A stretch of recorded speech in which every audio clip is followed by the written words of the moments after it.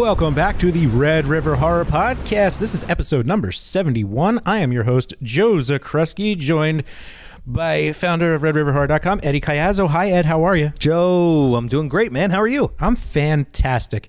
I don't know how to put into words. It's like, at first I was kind of like, oh, that's cool. But now I'm actually really excited for Scream 5. Ha ha ha ha. Yes. Yeah. So what I wanted to talk about today is, like, we know, so last year when we were talking about soundtracks, I think I was around Saw, like, and every time we talk about movie soundtracks, we always bring up Scream 3 soundtrack. Oh, yeah.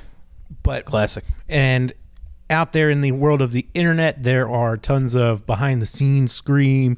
Did you know this about Scream? But let's talk about, what does this movie franchise mean to you? Okay, that's a good question. All right, so I got, that's deep. You want me to go on this? Absolutely. Want to get it started? Yeah. All right, what's this, episode 71? 71, man. 71, baby. Yeah. All right, so what does Scream mean to me? I don't mean to go off on a long story here. I'll try to keep it. No, go for it. So Scream 1, I actually had a screener version of. Really? The Scream 1 film. Cool. Yes. So it came, and I wasn't allowed to watch it at first. So I was literally told secondhand. So when Scream was in theaters, obviously it was a pretty big deal, I thought. I have to look at the actual box office numbers, but I think people were excited to see it. It was a big deal. It's just to tell you, for the first one, like, when we look at it and it's where it stands in the history of horror, it's the movie that ushered in a new era that lasted from the late 90s into the mid 2000s. All right. And on the front end, was that the case too? Like, was that at that time in 1996, was that reception like, oh, this is, I believe it. Yeah. I believe okay. It's Wes Craven bringing back the slasher. Perfect. So for me, I heard about Scream when it went through its theater run. Mm-hmm. And remember, they're actually, boys and girls, listen up. There used to actually be a time when you had to wait for a movie to come out on home video. Yeah. I mean, we were 12 when it came out, like 11 or 12. Yeah. So, yeah. So parents aren't being like, yeah, go, here's some money. Go see a movie. Go see the Scream movie. Yeah. So and I will bring this home. I can go movie for movie, so I'll just start with the first one. Yeah. Wasn't allowed to see it in theaters, obviously. My dad is a horror fan, as we all know. So I had to rely on Timmy Horgan to tell me the story of what happened. There's a neighbor I haven't heard in a long time. Right? So your neighbor. So my neighbor up the street had to tell me what happened in the Scream movie, and the things he was describing scared me. It's not like he was like a master storyteller or whatever. He was young. I mean, the trailer was creepy as anything. Yeah. Because it utilized something that just everybody has now. It was the first horror movie to integrate cell phones. Ah, yes. You know? Like, we had all heard the horror story of, oh, the call is coming from inside the house. Yep. But that predates cell phones. Sure. And now with the cell phone, it's like, he's outside the house watching you from somewhere, right. Anywhere. So I was being told those kind of stories. Like, even now in Timmy's story, when he told me that, he said from behind, it was the part where Randy's on the couch and he's watching Halloween, and Michael Myers is behind the person, behind Jamie. Oh, I didn't even think of that. Behind Jamie and Jamie. How about that? Yeah. Never put that together. And they both survived. Yeah. Interesting. Well, in Tim's story, he's like, he's like behind the guy, and it was funny. Like, it was a funny moment. It was, funny to a kid at least. But then he killed him. Scream. So I'm getting relayed this. The point I'm making is I'm getting relayed the scary moments to him, but also a hint of comedy like that, where the ghost face is behind Jamie Kennedy, ready to kill him. Yeah, and then he doesn't. So I'm just like, okay. So it sounds fun, sounds creepy. Then we go to those flea markets, and you have the people that sell the bootlegs, the bootlegged items, up at Zern's. This one, we used to go to one in Jersey. Okay, I don't know if it was in Palmyra, That sounds like a place where that would be. Right, or Tacony. Tacony's the Philly side. The Philly side. Okay. Palmyra's the. So if you're listening and you're hyper local, if you could please let me know where this flea market was. So we come across the movie Scream. It's not out on home video yet, and it's already past its theater run. So my dad buys it, and I'm allowed to watch it for some reason. And for me, it was scary and completely different from any of the horror stuff that I had really seen up to that point.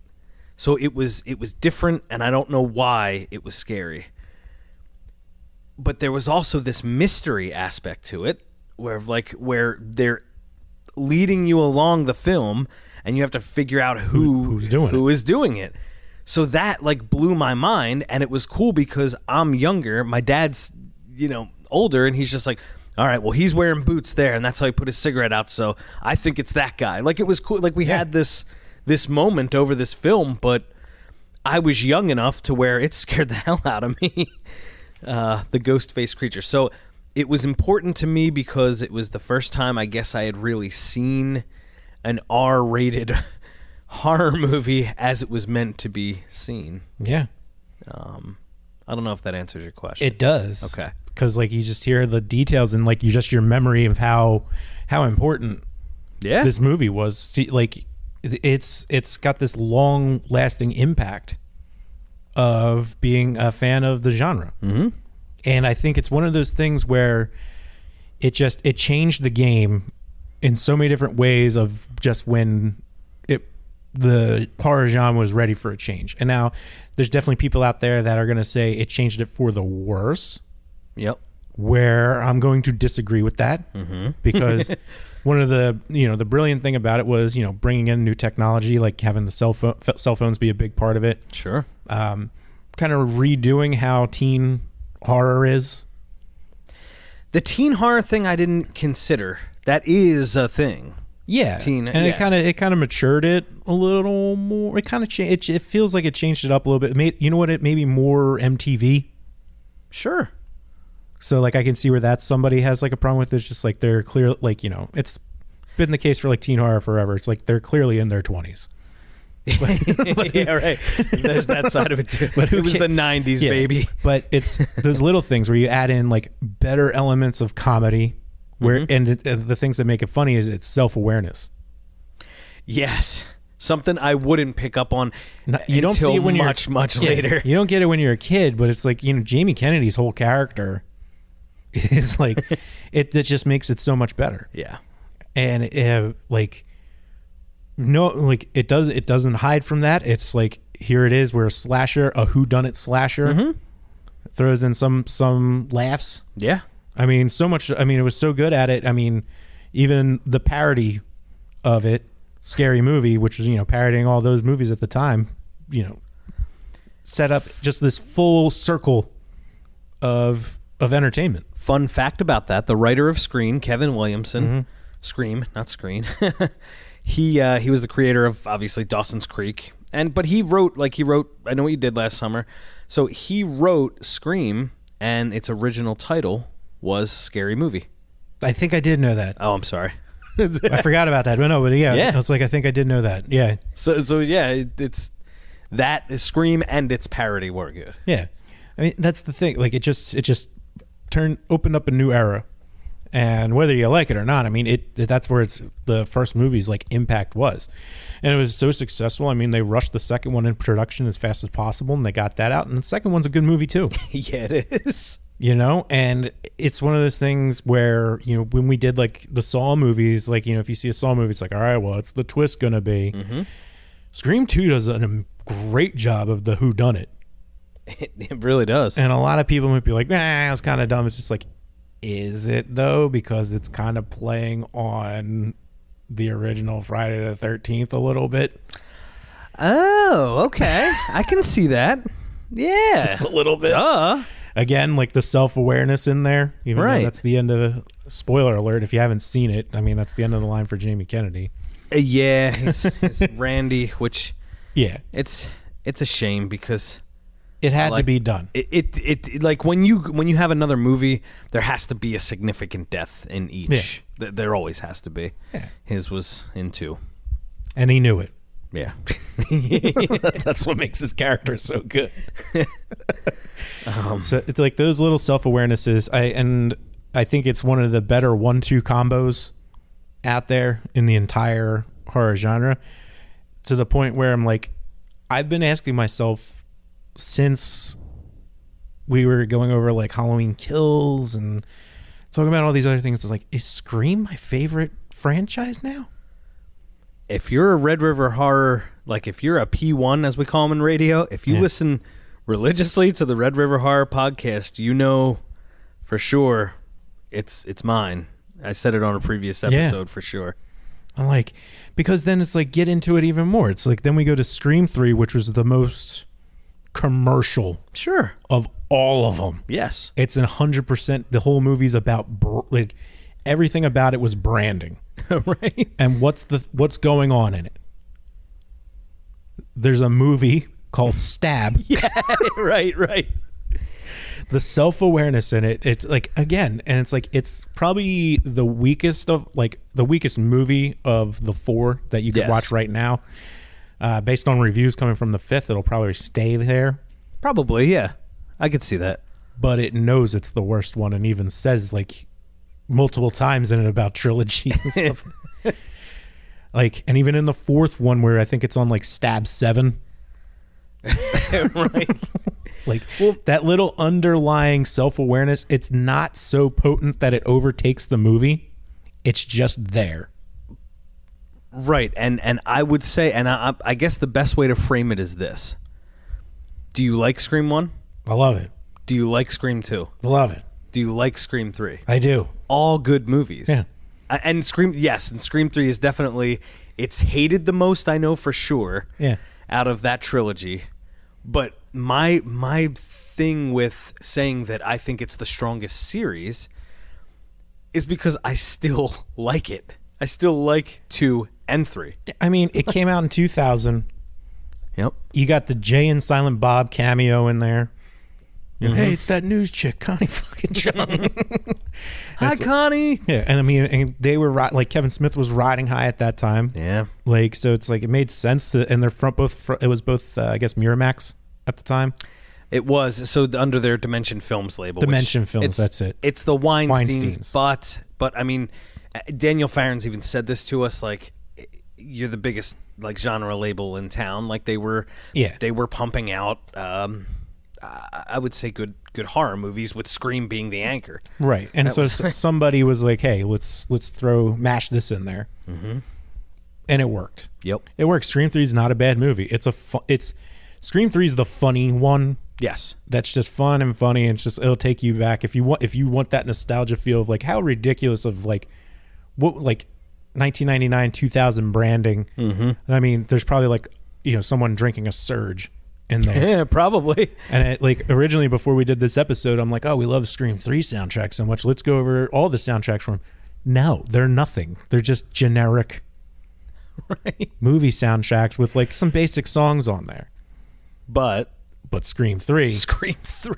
Who else was riding high at this time? Creed was coming fresh off of Human Clay. Yep. And the band Creed produced the entire album. They produced the Scream 3 soundtrack. Yeah. With Interscope, I guess it was, because I think, or Roadrunner and Interscope. Like, there's a lot of those. I'm not sure, because at that time, I know whomever they did, maybe it was with Roadrunner. That is something important to look up, only because we talk about it so much. But it was... I think Creed was on Interscope, because I know a lot of those bands are Interscope other than Slipknot. Well, Creed was on Wind Up, which was completely separate. Yeah. So let me see if Spotify has that information, I'll look up the album. But you're right. The first two soundtracks, nothing, and the third is like a commercial rock. Yeah, I mean, not only that, but like just promoted, and just people bought the hell out of it. I think almost everybody I knew had a copy of the Scream 3 soundtrack, and if you didn't, we all were just starting to get the technology to burn CDs. Right. Right, it's true. Or put it on a cassette for you. Uh-huh. Like, And it's also the first one where it's like I was so happy to get it, and there's so many songs and bands that like were on it that I liked, and then continued to listen to or discovered more or listened to more of their stuff. And it's funny because there's that song that I always bring up. I brought it up before on the show. It's the song "Automatic" by American Pearl. Every time it's like, yeah. I was thinking of you, so I had to create just Red River Horror listeners. I'm in radio full time. I had to create a large amount of best of material for this holiday season, and I was thinking of you because I used that song as bump music, like like. So I took that and I kind of looped it more before it got to the singing part. But it's such a cool like that. It's like, oh, that brought me back. Yeah. Oh yeah. I mean, the thing that had me cracking up was when I was looking through the soundtracks earlier. Like when you get to 3, almost every song has a thumbnail except for that one. Ah, okay. Thumbnail or like a link to the Vimeo or YouTube. Yeah. It's like, one of my favorite songs is on. I mean, geez, "Debonair" by Dope's on there. I don't even think it's in the movie. All right, let's. I think it was just in a. I think that song was in like every soundtrack around that time. Like, because I think it was probably more. It's more like you really hear it in the first Fast and Furious. Yes, yeah, you do. That's a good scene. I'm like, I can't remember if it's in Scream 3 at all. Same time period. It's like, let's get Dope in there. So I think this was actually distributed by Wind Up Records. Yeah. Because it's the Bicycle Music Group, Bicycle Music Company, that has distributed to Spotify.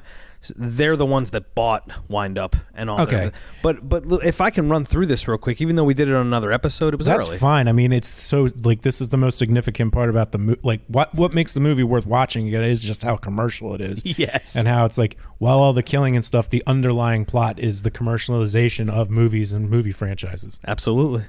Yeah. Because I think is Stab 1's in 2, I think, and then Stab 2's in 3. Correct. Yes.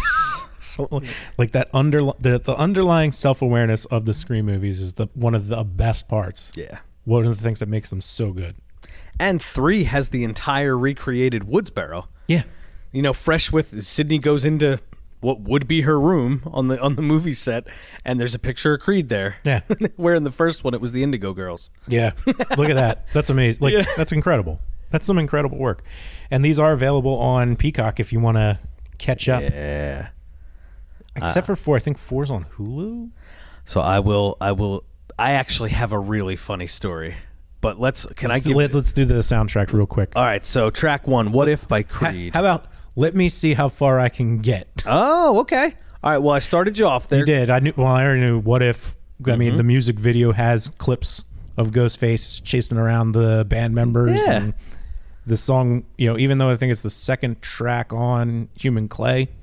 Yes. It was almost like the song was written for, the music video was for, I mean, again, commercialization of Scream 3 is out of control. Yes. And then track 2 is Wait and Bleed. Mm-hmm. And then, Slipknot. Wait and Bleed by Slipknot. And then track 3. When This Band Was Still Good. I didn't really like their stuff after this period. Think of a band they're Canadian. I think they're Canadian, actually. Hopefully I don't have that wrong. I tripped myself up. I got overconfident. This isn't the Finger 11 song. Yes. It is. Suffocate. Before the burn. This is when they were still a little bit of a harder rock band. Yes. Yeah. And if I believe we'll check after the show if they're Canadian or not. But all right. So What If, Wait and Bleed, Suffocate next. All right. And then after Finger 11, Suffocate was not Crawl by Stain. That's further down. Is it Crowded Elevator by Incubus? No. This might be tough, man. We got a ways to go. This is an American Pearl, is it? No. All right. Well, I'm gonna. It's another band that I think you like. There's a lot of bands on there that I listen to still. All right. So we have What If, Wait and Bleed, Suffocate. Those are the top. Those are the first 3. Yeah. The next one. This was a band that was pretty political at the time. That I liked some of their music, but I wasn't really digging their message all that much. But you'd still find me rocking out to them. Their lead singer looks like Mick Foley from Mankind. Or Mick Foley, Mankind. Yeah. Interesting.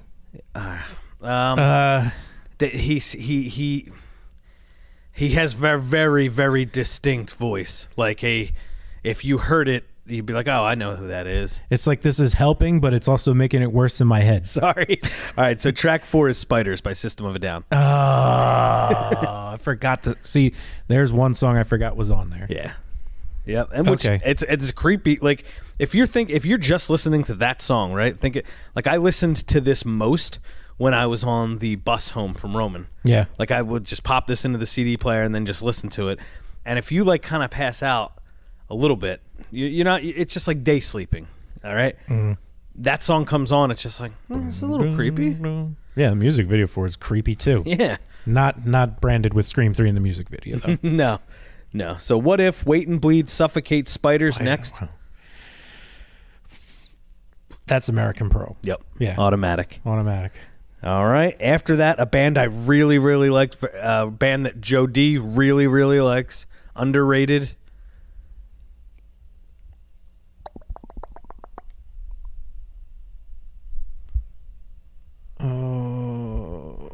I'm trying to think because they were never really commercially that big. But you, me, Joe D, I would think a lot of our group of friends loves them. They have a black singer.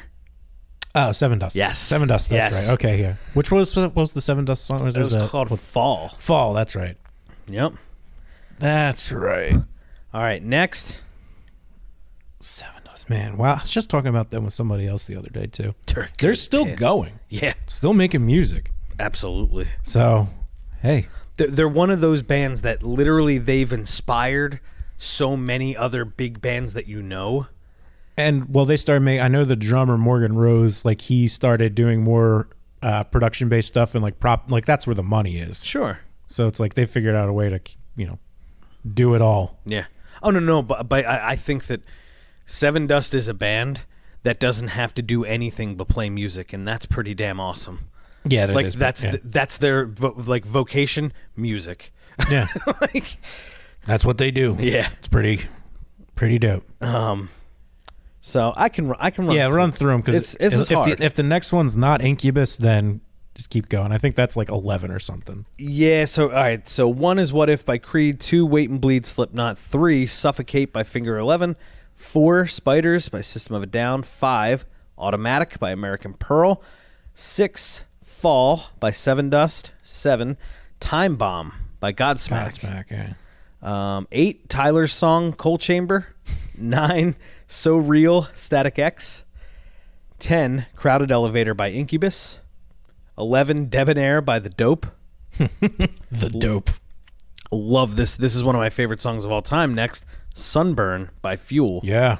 I love that song so much. See, and that's the title track from the album that it's off of, right? I mean, yes. Like, I was surprised that was on there, but though that song is actually something you do hear in the movie. I mean, it is. Most of them you do, but they're like quick clips. Like Sunburn is played in a part, a little longer walking scene from what I remember.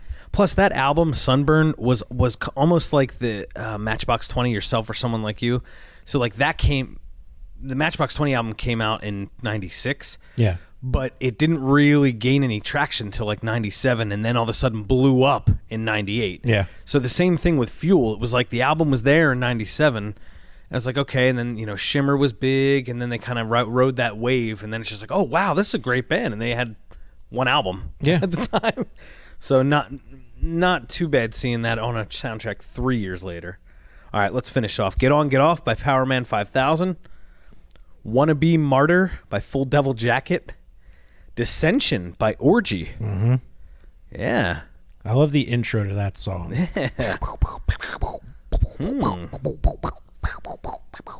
Crawl by Stain. There it is. Yeah. Click Click Year 2000. Don't remember that. And a great freaking song. Not really commercial Creed. This was the song that was only on this album. At that time, was the closer to this, yeah. Is This the End by Creed. Did they put it on another album after this? Only on the retrospective. Okay, that was the only other place. This was the one that they made to finish this for Scream 3. Yep.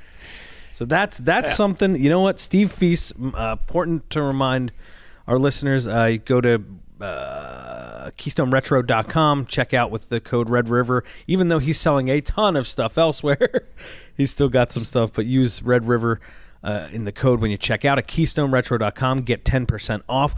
And I will, if he's listening, Steve, I would love to track down this album on vinyl if it's available, please. Yeah, if he's got the skills to find things, she seems to do. Yeah. So, and now I'm going to give you a fun thing about that. 2 bands on this album that we saw on the same show. Okay. And I was really hoping, and because of this soundtrack, I was hoping Stained would play Crawl. Yes. You know, it wasn't one of their bigger songs, and I didn't know how long they were going to play for because there were so many bands, and they were not they weren't the closer or anything. No. I think they were second to the closer. Second to last. Yeah.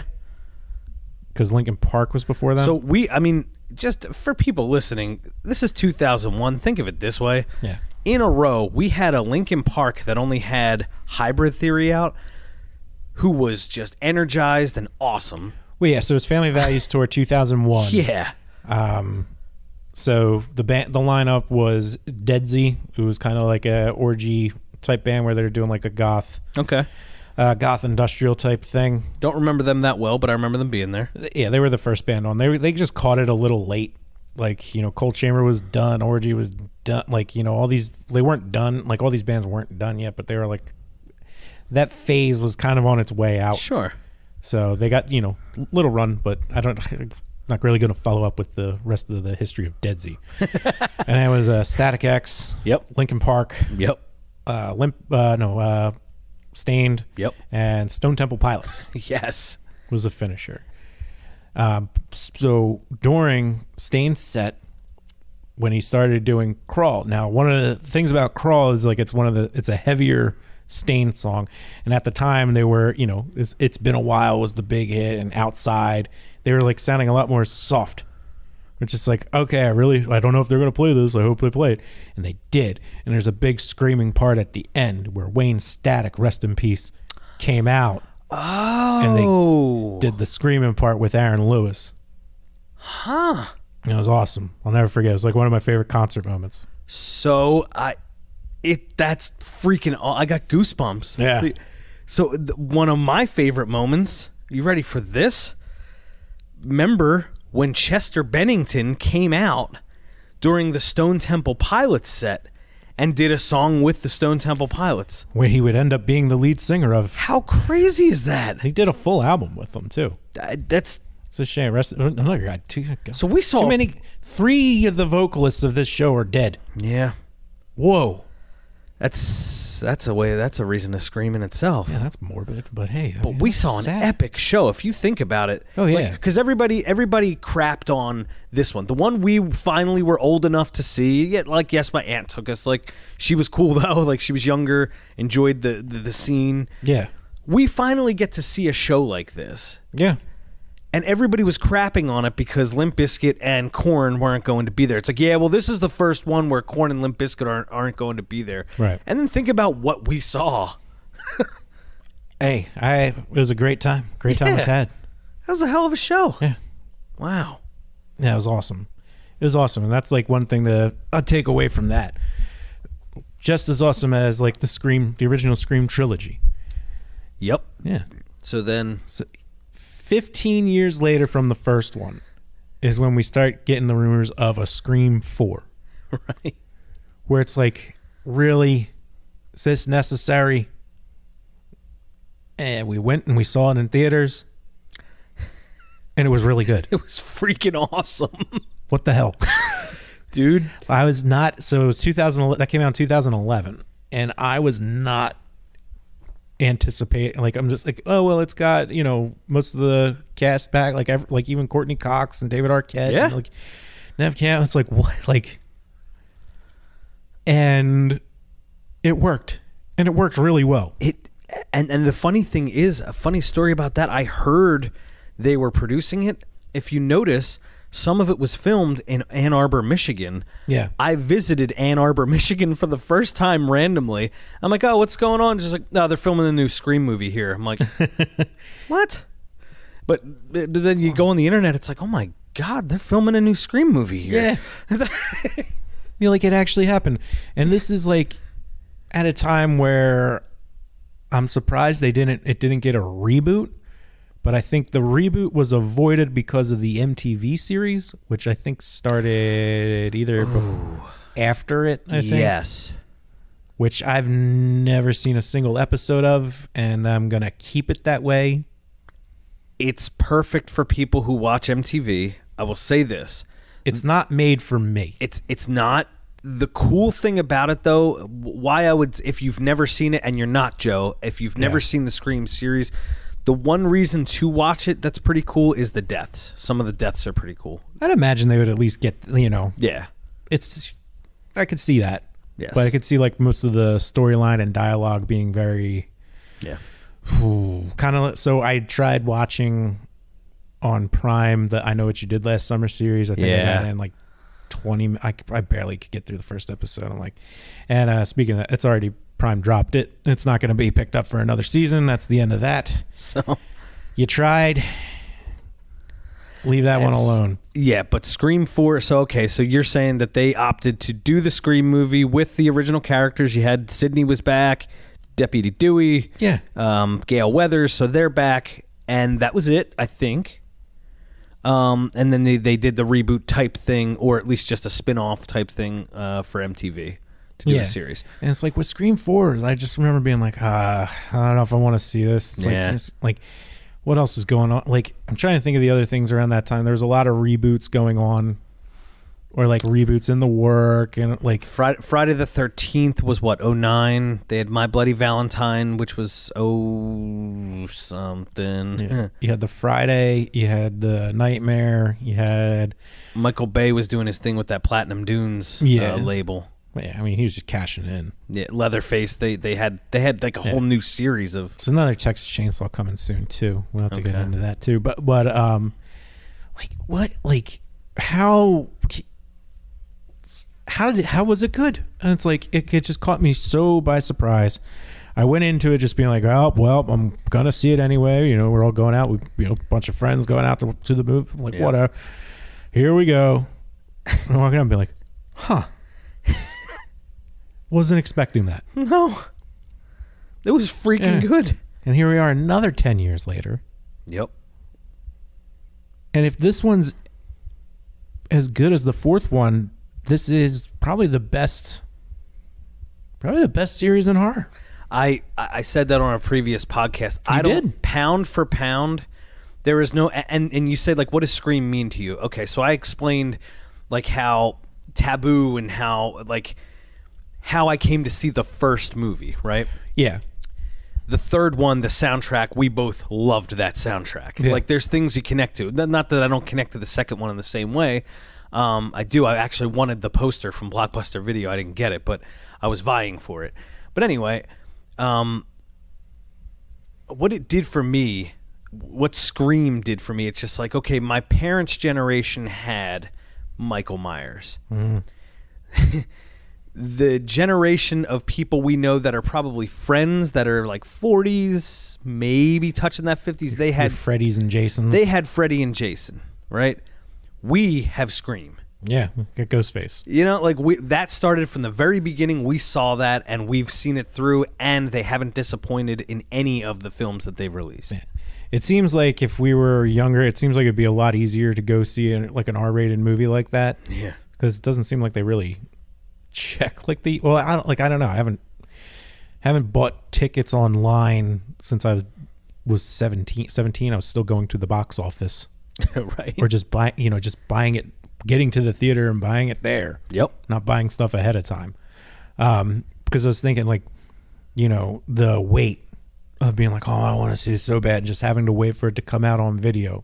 And it's like, I knew it wasn't going to be at my house where I was watching it. Yeah. Luckily it was, because my sister and neighbor up the street, Jen, were able, Jen would always get the stuff and bring it down. I was going to say, we had a mutual friend Yeah. Same thing. It's just like, all right, well, it was not around that time for me, but there was a mutual friend in the late 90s that you could just be like, hey, I haven't seen this. Do you mind if we watch this? Oh, yeah, I got it. Yeah. Yeah. Yeah, Huey. No. I was going to say him too, but he had like the older brothers. He did. So yeah. like that's like so there were outlets. And it was just like the anticipation, like I need to see this, but like I'm gonna be like, hey, mom and dad, can I rent this? And I'd be like, get the fuck, get out of here. So, but what is Scream to me? I feel like, Joe, the cool thing is, I feel like it's ours. yeah, it feels like what defined our generation's horror. Yeah. Yep. And even when we're at the younger end of that generation, which is why I think it probably means a little more. Yeah. You know, this is the one that we grew up with. Absolutely. You know, everything else was like legend before. Mm-hmm. You know, Michael Myers was, legendary. Freddy, Jason, these were iconic names. Yeah. This was our legend. I agree. And maybe that makes me think it's like why there's people's like 10 years younger than me that are like Saw is like their thing. I think now I'm like, that makes me understand that a little more. Sure. But not really, because the first one's just outstanding movie, and then the rest of it's all just not as self-aware cash grabs. Yes. It gets there, but at least Scream at every point in the series knows exactly what it's doing and has it in there subtly. Like it's so I'm just saying, as we head into this next Scream, which I'm very excited about, even if it sucks, they've done a great job up to this point. Like, so if this is the movie that's not good, I'm not like, it's not like a self-fulfilling prophecy. I'm not being negative. Yeah. I'm saying, like, I have the confidence.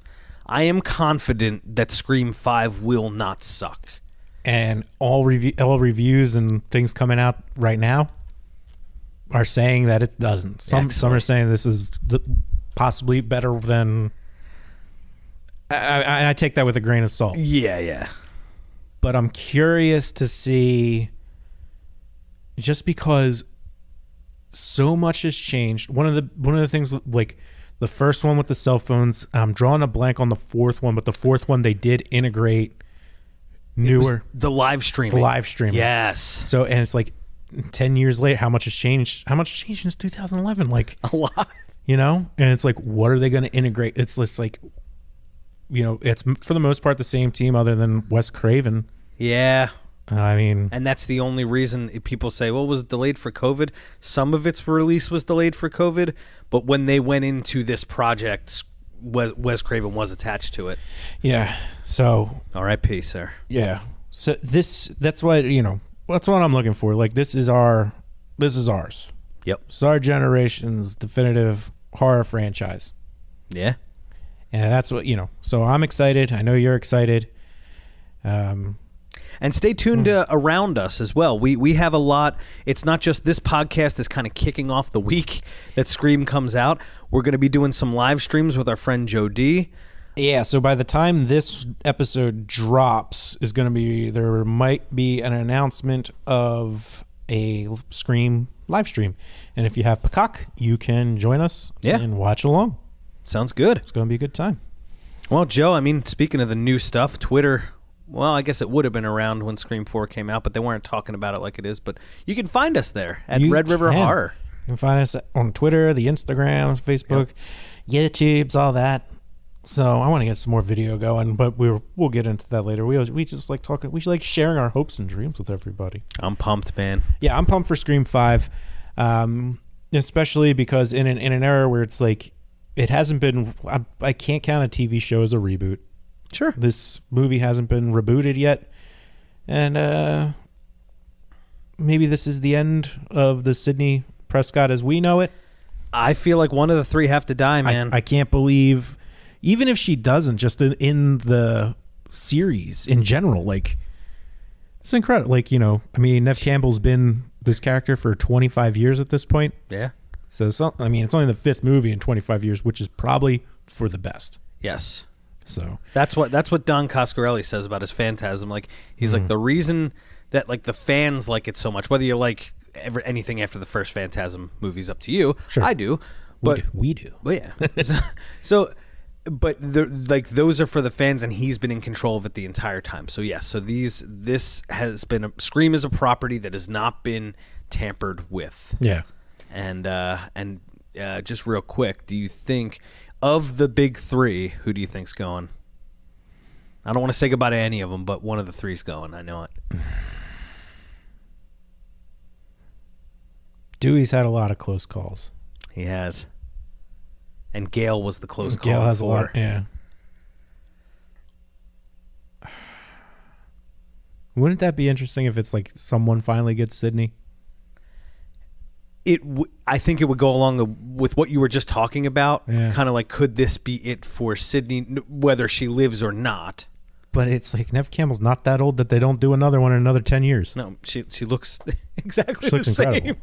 I know. So, I would say if anybody, it would be either Dewey and Gale or both of them. Okay.